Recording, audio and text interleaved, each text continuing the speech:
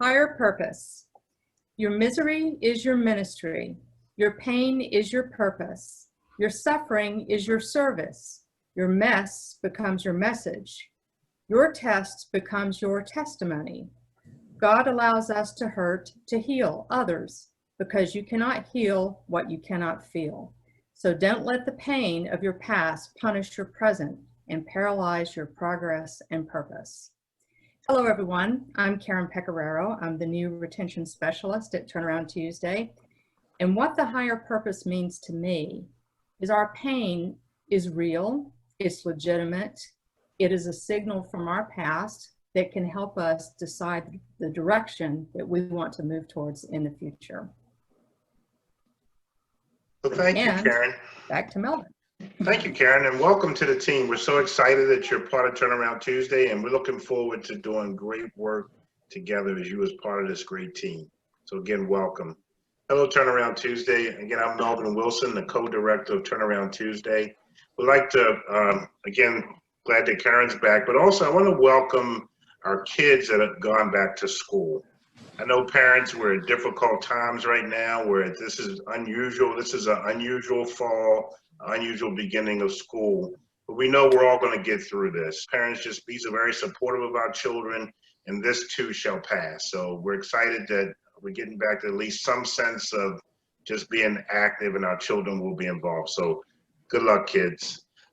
Also, I just want to let you guys know that, as you remember, the last 22 weeks, Turnaround Tuesday has been part of a food distribution with the Build organization. Last week was the last week of this for now. It may be, we may pick it back up in the next couple of weeks. If we do, we certainly will keep you informed. But we were able to serve over 100 families during this 22-week period. So again, we will keep you all in prayer, and we'll keep you updated if anything changes. That's 100 families per week for 22 weeks? Yes, sir. Wow. So, with that being said, I'm going to turn it over to Bree, who's going to give us an update on where we are with jobs right now. Bree? Thank you, Melvin. Hi, I'm Bree Johnson, the Director of Operations, and I'm here to share with you a quick update as to what we have going on the job side. Presently, for 2020, we have 106 people employed. During this COVID period, we have 58 hired, and presently we have 10 pending. Employers are still very interested in looking for people who want to work. In fact, as we speak right now, University of Maryland is currently holding interviews, and we sent 6 candidates who are ready, and they're all conducting it via Zoom. So this is the first of many virtual interviews that's happening with our employers. So please stay in touch. Also, please check out our website, our current videos, updates, check it out for resources, and our newsletter. Next up, I believe we have Cheryl with our spiritual vitamin for this week. Thank you, Bree.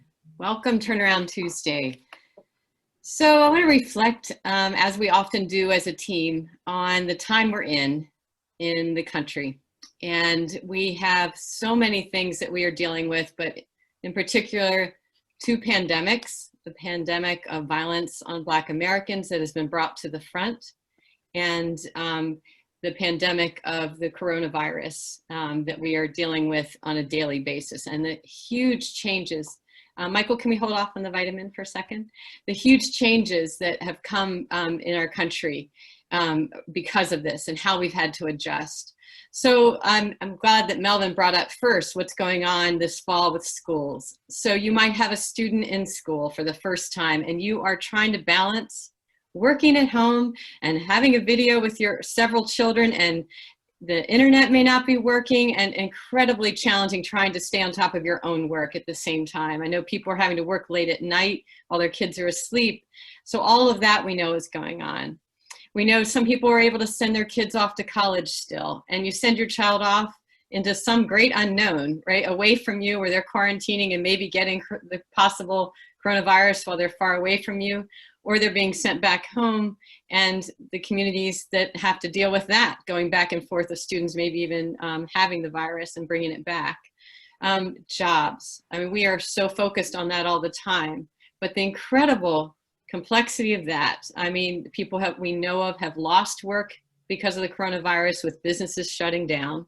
And then people have found new work because of the coronavirus. And then that has shifted a bit. We've had to find another place to work. And so some people are struggling with multiple jobs, temporary jobs, part-time jobs, lower pay, and all that that brings. And then having to retrain and rethink, what am I going to do next if this job shuts down? And also, we always know what distressed communities that we are so engaged in are carrying. And it might be food access, like you can't get to a market, or things are harder now with transportation and it not being as easy a flow. And then our health. You might start getting a cold now, and now you're saying, okay, is that the flu? Is that COVID? I was reading last night on like how to tell the difference, and I'm not sure yet, but that we have that going on in our brains, right? And so we're in this space as we approach this fall with something really critical happening in November, and it's voting. And it may not feel high on your priority list with all those other things that we just brought up into the room and that we're thinking about. But with all this going on, I want us to take a moment as a team. We decided we wanted to really share with you why we think this is important. So Michael, if you could share the spiritual vitamin. And this is from John Lewis, who we sadly lost this year. He's a great American statesman, U.S. House of Representatives for Georgia for many years, and a key civil rights leader. And he says, I say from time to time that the vote is precious. It's almost sacred. It is the most powerful, nonviolent tool or instrument that we have in a democratic society, and we must use it. Thank you, Michael, if you want to take that off. So the freedom to vote, having your voice heard, as Representative Lewis had said, is fundamental. It is a basic building block of our government. And the right to vote, many of us didn't have that right. I mean, I know for women, it's the 100-year celebration of the right to vote. I grew up with a grandmother who actually I was looking for it right before this meeting, a card on my dresser that when she ran for county council, don't ask me if she won, because she didn't, but she should have. But she was amazing, and she was a fighter for women's always having a voice in the room. And anyone who knows me knows how important that is to me.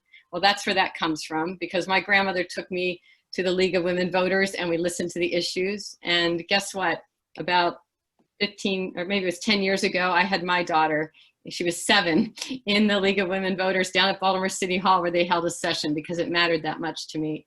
So we have the right to vote for Black Americans. That wasn't always a given that people fought for. So that right to vote, the right to have your voice, we always have in the front of us. But that's not enough, right? And today's discussion, we're going to talk a little bit about this.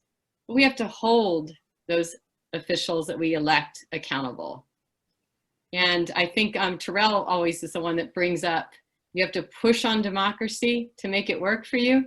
It is a living, breathing thing. Just because you voted in the last election doesn't mean you can let your guard down. Your voice needs to be heard in this election. It is a constant. To keep it working for all people, you have to have your vote first. It's the #1 thing. So I'm going to turn it over to Terrell next for bringing us together in a discussion on what it means to each of us. Thanks. Thank you so much, Cheryl. It is so good to be back on Zoom again with the staff and also with you. I wish we were together. It's been 6 months, and as you know, I get my energy from people. And so right now, I don't have a whole lot of energy. Maybe that's why I sound so drab. But anyway, how you all doing? I hope everybody is doing well. You know, Cheryl, when you read the spiritual vitamin, you said sacred, which means it's special, right? And it's almost individualistic, right? It is my choice, it's my opportunity to really give my voice. And I really didn't understand that when I was much younger. My mother, who has only a 7th grade education, she voted every election. And let me tell you, she drug me to every single one. I hated it. I can't tell you the names that I called my mother while while we stood in these long lines, and it would take hours. And I just could not understand why this woman who was so frustrated with life and so frustrated with her job, which she stayed on for 40 years, and the most she made was $16,500. But she was so frustrated, but I just could not understand why she talked so badly about most politicians, but she always ran the vote. And that just didn't make sense to me. I couldn't, not until I was about 24 years old. And I began, without my mother there, I'm in Chicago, and I'm like, why is it so important for me to vote now? I couldn't really rationalize that. And I think it was because I was taught. It was those beginning principles of doing that. And so 4 or 5 years later, there I was dragging my son with me to vote. And there he was, why we gotta do this? This don't make sense. It's gonna take forever to get up to that long line. What? And every single time we would go through that. And today, both of my sons, they vote at every single election. As a matter of fact, sometimes we do it together. So what did my mother teach me? That it is sacred. Voting is sacred. Voting is an individual right. It is the one time that all Americans have a chance, if not feel equal, but to be equal. That is the only time in America, I think, when all of us are absolutely the same, because one vote cannot make 2 votes. One vote is one vote from one individual. So that's my spiel and my voting experience. I would love to hear from the staff, like Thomas. Tell us, how do you feel about voting? Or I should ask, do you vote? Well, if I could vote, I would vote. One of, I think, the greatest responsibilities of an American citizen is to vote. It is both a right and a privilege. One of my greatest regrets is that nationally, I don't have a political voice. While locally I do, I have the ability to vote, but nationally I don't. And my voice was snatched from me when I received a felony. And when I think about that, 6.1 million people are in my same position. We have felonies and we are unable to vote.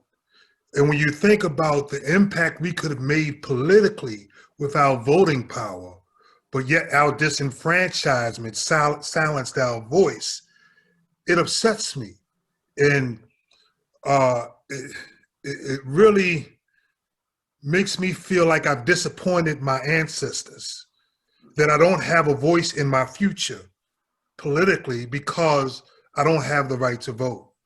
And so one of the things that I'm hoping that this country will soon do is allow those who are felons, because we are still citizens, to be able to vote.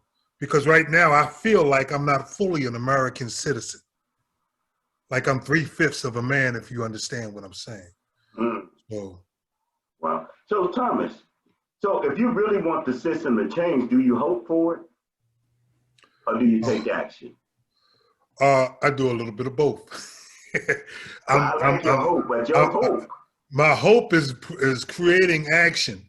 And that's why I'm a part of Turnaround Tuesday and the initiative that we're part of.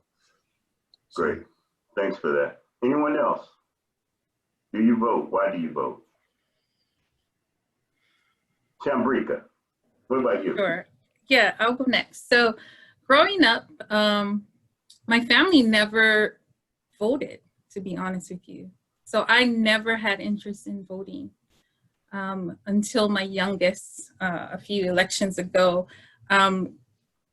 Keep in mind, she has a nickname. She's known as the Greater Debater. Means that she'll debate everything. Every time she got punished, her punishment was to read current events and always the Sunday paper.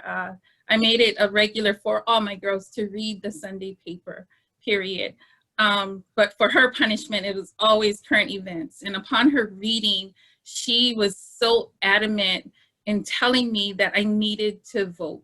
Now, at that time, I was in a dark place, and I just didn't feel I had a voice or that it even mattered. But to my daughter, it was so important to her. And so when I went to vote, it was more so because I was speaking for her. But now, just like you, it's now become sacred, for me and my girls. Since they've become of age, we all go to vote together. And so now during this COVID period, and it's recommended that we do everything via mail, it's recommended. Every day this week and even last week, they would come home like, hey mom, did my ballot come in? Did my mail come in for voting? So on and so forth. So it has still become and is now sacred for us to have this voice. So yeah, that's my take on it. Thank you, Bree. What about Jasmine? Do you vote? Yes, I vote. I've always been a person that was never into politics or like history or any of that. But my mom would always, instill that it was important to vote no matter what. Your voice matters, your voice counts, especially me being young. I have a lot of friends that always say, oh, my vote don't matter. What's the purpose of it? It's thousands of other people out here that are voting. My one little vote isn't going to count. But my mom wouldn't allow me to have those same beliefs because she always provided me with the information for each candidate and would tell me, hey, if you want, your education or, social services or, the streets of Baltimore to look different, you gotta vote. Your voice matters. So you have to do this. And, I'm still, not all the way into politics, but I know one day it would be me going and researching who was doing what and what things I want to change based on what they're offering. But as of right now, my mom still helps me. So I go out and I vote, and I would still continue to vote from now on. Thank you so much. Who else? Do you vote, John? Yes, I vote religiously, Terrell. I've been voting since I was 18. I was, my mom told me that that they fought hard for these rights. So I didn't know nothing about politics, but I knew I had to vote. So I did vote. But I'll be honest with you, I was discouraged because I used to hear the politicians talk about things they would do, and then they would not do them. And it would be just discouraging for me, but I voted anyway. And then what happened was I finally got excited in 2008. 2008, a new energy came over. And I have to be honest, it came over because I looked like someone that was, looked like me, that reached the top of the ballot. So it encouraged my voting. I was excited, and even more excited when my candidate won. So I am now very much into politics.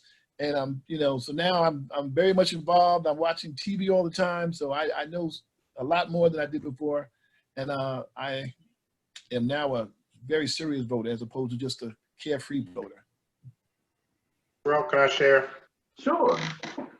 Actually, I've always loved election day, even as a kid, because on the calendar, that was a day off from school.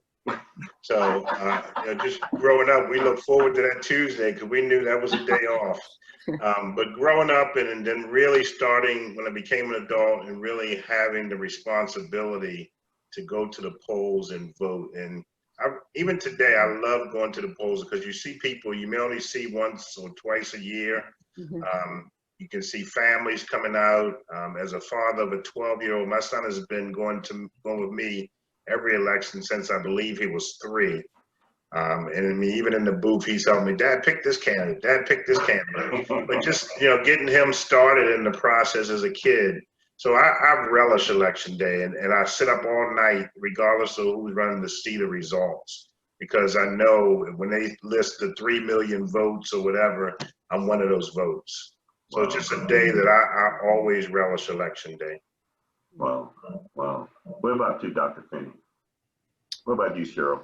I feel like I shared my where I got my desire to vote from my grandmother. That's where it sort of began. But I always had this sense that I couldn't complain or I couldn't do anything if I didn't put myself in it first. And so for me, if I went, like, for example, in my own neighborhood, when there was a development nearby that I thought would really encroach on nature near my house, the woods, I was like, I got to talk to, who can I talk to stop this? And I realized, you know, it had to be my representative. And I was like, well, I voted, so they do have a right to respond to me. I'm going to go have a meeting, or I'm going to get some other people and we're going to gather together. So it gave me the first access to change, to doing something. Wow. What about you, Michael? I've always believed in voting because I believe that that's your voice. And one thing that I always think about is as little as trash pickup or even putting trash bins in front of your apartment or your house, it all depends on voting. So I believe in it. My passion is that, my prayer is that for the voting period, I want the voting period to become very peaceful. And after this session, I'm going to pray a prayer that, you know, everything goes peaceful. That's my my concern. Mm-hmm. And so the baby of the team is Miss Karen. And so we like to know, what are you thinking? What are you thinking around voting? I've never And missed. also, welcome. Thank you. Thank you. I love being here. Thank you so much.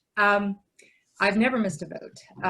My grandfather, who had a lot of influence in my life, was very poor, very rural, 6th grade education.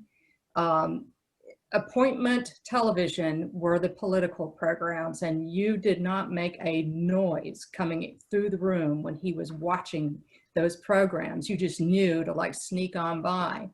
But he spoke to us about voting since we were kids, and he would always say, no one will ever ask for your opinion officially, but for that day. I've never missed it. And then I grew up, and I had 3 sons. They're adults now. And I drugged them to the polls from the time they were born. And so they're used to it. They turned 18, and they got a letter in the mail from the United States government. And that requires an 18-year-old male to register for selective service. And I said, you see this? What that means is your government can call on you at any time to serve your country. It can cost you your life. Now you go register to vote, or you don't get to sleep in the house anymore. So they did register to vote, and they are very loud political debaters too. Sometimes sometimes it gets to be a bit much. But I do think the messages that we hear from our family, although it can be conflicted, not everyone in my family voted or could be persuaded to vote, but you can influence people. Thank you so much. I want to thank you all so much for this conversation. The one thing that I hold really, really dear, I know that throughout my mother's life, and I mean, she's still alive, but she never felt really adequate. But I'm telling you, the day that she votes, it's a totally different person. I mean, I didn't recognize that till much later in my life, but I saw the pride in my mother after she voted. It was a sense of pride that I can look forward to every time she votes that I never saw daily. And that pride that she showed me is the same pride that I walk away with now. I am so happy to have a voice, to be a part of a country that has a voice. We got all of our other issues, but many people don't get to show their voice, to elect their leader, and we do. And for that, it's sacred. It is a privilege. And I thank our country for that. But next, Michelle, talk to us about some resources and how do we vote maybe? So we've heard a lot of different opinions about voting, a lot of different ways that people came to voting. Not being from Maryland or from Baltimore, my process of voting was a little bit different this time. I actually had to go through the process of becoming registered to vote here. So I decided to share some of that process with you guys and to let everyone know not only how to register to vote, but also what the options are for voting during this COVID-19 period. Hold on one second. Here we go. All right. So Maryland 2020, we're gonna vote. During this election season, there's more than one way to vote, but this first step is to register to vote. We have to do so by October 13, 2020. Even if you are already registered, it is highly recommended that you go on the website elections.maryland.gov to make sure that all of your information is up to date and accurate, because that also counts. If you get all the way to the polling station and your information is incorrect, you may be sent back to the end of the line, or you may not be able to vote at all. So we want to make sure that everything is in place so there's no issues once we get there. All right. Next, some different ways that we know that we can vote. The first way that Bree kind of brought up before was requesting a ballot in the mail. In order to do that, we have to request a ballot by October 2020. It can be requested online at elections.maryland.gov, can be requested by mail or by fax, and all of that information is on the website as well. Once you receive it, you have to verify the information, making sure that your date of birth, your address, and everything is correct. You complete it, you sign it, most importantly, you have to seal it, and then you send it off. And you return your ballot to either the US Postal Office, or you can go to any of the designated drop box locations. So I've heard a lot of— Excuse me, Michelle, can I ask the question, is it imperative that you sign the envelope that you put the ballot in also? You have to sign it. That's the only way to verify that you have made that vote. On the envelope, correct? On the envelope, correct. Great. Yes, so voting in person. Some people are very hesitant to do the mail-in ballots for multiple reasons. They may not trust that it gets there. They may feel that there's something that's going to inhibit their vote from being opened. So in order to kind of quell those thoughts and risks, there is the option of voting in person through early voting. So early voting is available to avoid the crowds and avoid the long lines. And early voting will take place over an 8-day period, beginning on Monday, October 26th to Monday, November 2nd. And that does include Saturdays and Sundays. And that's also a recommended time to go. The weekends are recommended because they may be less people going to the polls at that time. They will be open from 7 a.m. to 8 p.m. And last but not least, voting on election day. So some people, like Melvin mentioned, have been waiting for November 3rd all year because they get the day off, they get to go vote. So they are looking forward to that day. If you're gonna be voting in person, to make sure that voting is safe, voters will be kept 6 feet apart, masks will be enforced even on the line, and the number of people inside of the voting centers are gonna be severely limited. So it's gonna create really long lines, it's gonna create a lot of waiting time. But if that's what you want to do, they will be open as early as 7 a.m. and as late as 8 p.m. And again, the website elections.maryland.gov will give you a lot of information that may be needed. What I heard from everyone today is that no matter how you got to vote, no matter when you voted or when you started voting, voting equals power. It equals the power that you have, your voice, your opinion. And it enables you, like Cheryl said, if there is an issue or a concern, you can go and address that issue with your council people because you have voted. It's giving you the power to make the changes that we constantly talk about in our communities. So please go out and vote and be safe. Thank you. I have one question. So how do people know where the polling places are? And how do they know where the drop boxes are that they can put their mail-in ballots in if they don't want to mail them back? I know there are drop box locations. Is there a place where they can find that information? And maybe next week we can put it on, also put it on our website. So I think it would be a great idea for us to put that on our website, but it's the same site that we've been talking about, elections.maryland.gov. And the reason why I didn't put individual information is because it's dependent upon where you're located. So different zip codes have different drop boxes in their area. They also have different voting centers there. So it's over 350 voting centers in Baltimore City and Baltimore County. And I know that there's 150 drop box locations. So all of that information is available on elections.maryland.gov, and we will add that to our website for your access. Okay? And I'd also, if I could add quickly, what I received in the mail just yesterday was, if you plan to vote by mail, plan ahead. And so everyone, I think every resident received something like this. I'm not sure if you all have, but it has the checklist on the back, you know, definitely explaining how you can vote if you plan on doing it via mail. So it's encouraged to look in your mail. Yes. Okay. Michael. Thank you, Turnaround Tuesday, for your time. And now I think we're going to turn it over to Michael to close us out in prayer. Thank you, Michelle. Voting is power. So we all heard from Michelle.